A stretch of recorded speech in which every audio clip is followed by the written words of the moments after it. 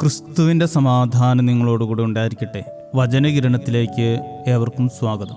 Russian എഴുത്തുകാരനായ Ardern ചെക്കോവിൻ്റെ മനോഹരമായ ഒരു ചെറുകഥയാണ് ദ ലെമന്റ്. കഥയിൽ ഇങ്ങനെ പറയുന്നു: ഒരു തണുത്ത മഞ്ഞകാലം, വഴികളിലാകെ മൂടൽമഞ്ഞ് വീണിരിക്കുന്നു. ഇയോണോ പൊട്ടപ്പോ എന്ന കുതിര വണ്ടിക്കാരൻ പതിവ് പോലെ ജോലിക്കിറങ്ങുന്നു. പക്ഷേ ആ ദിവസം അയാളുടെ മുഖത്തൊരു പ്രകാശമില്ലായിരുന്നു. കാരണം അയാളുടെ ഏക മകൻ കഴിഞ്ഞ ദിവസം മരിച്ചുപോയിരുന്നു.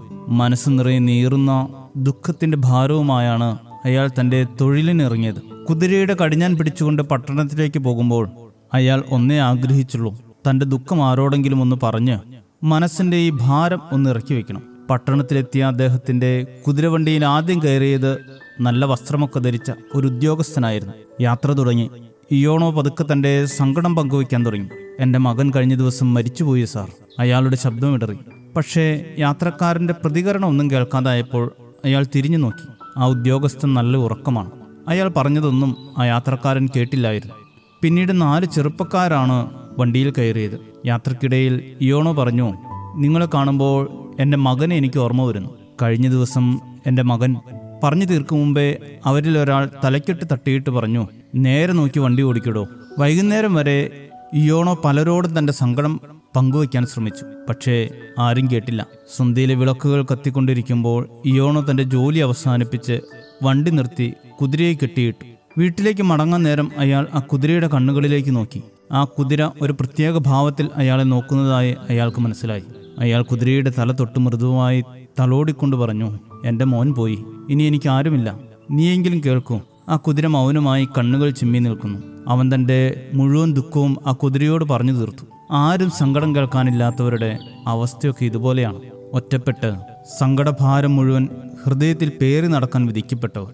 ഒരു നാൾ ചങ്കുപൊട്ടി മരിക്കുമ്പോൾ നമ്മളിൽ പലരും ചോദിക്കുന്ന ഒരു ചോദ്യമുണ്ട്: ഇത്രയും വിഷമം മനസ്സിൽ വെച്ചുകൊണ്ടാണോ ഇങ്ങനെ നമ്മുടെ ഇടയിൽ ഇത്രയും നാൾ ഇവൻ ജീവിച്ചത്? എല്ലാം കഴിഞ്ഞിട്ട് ആ പറയുന്നതിൽ ഒരർത്ഥവുമില്ലെന്ന് എല്ലാവർക്കും അറിയാം. ജീവിച്ചിരിക്കുമ്പോൾ, കൂടെ നിൽക്കുമ്പോൾ ഒന്ന് കേൾക്കാനായി ആ സങ്കടങ്ങൾക്കും പരിഭവങ്ങൾക്കും മുന്നിൽ നിശബ്ദതയുടെ അല്പസമയം നൽകാനായാൽ അതിലും വലിയ പുണ്യമില്ല. മനുഷ്യൻ കേൾപ്പാൻ വേഗതയും പറവാൻ താമസമുള്ളവനായിരിക്കട്ടെ എന്നും നിങ്ങൾ തമ്മിൽ ഭാരങ്ങളെ ചുമപ്പിനുമെന്നുമൊക്കെയുള്ള വചനങ്ങൾ കേട്ട് തഴമ്പിച്ചിരിക്കുന്നു. കേൾക്കുന്നത് പ്രാവർത്തികമാക്കുവാനുള്ള ദൈവകൃപയ്ക്കായി യാചിക്കാം. മറ്റുള്ളവരുടെ സങ്കടഭാരങ്ങൾക്ക് മുമ്പിൽ നല്ല കേൾവിക്കാരായി മാറാൻ ഏവർക്കും ഇടയാകട്ടെ. ശുഭദിനം നേരുന്നു.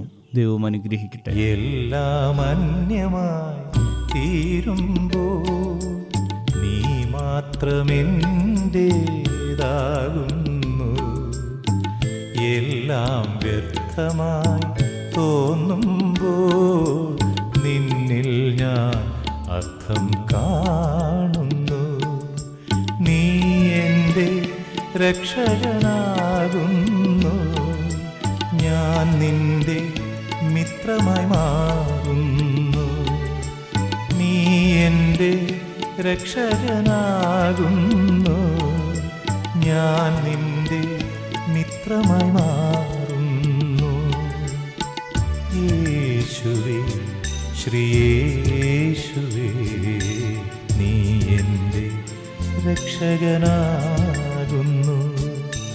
നീ എൻ്റെ രക്ഷകനാകുന്നു.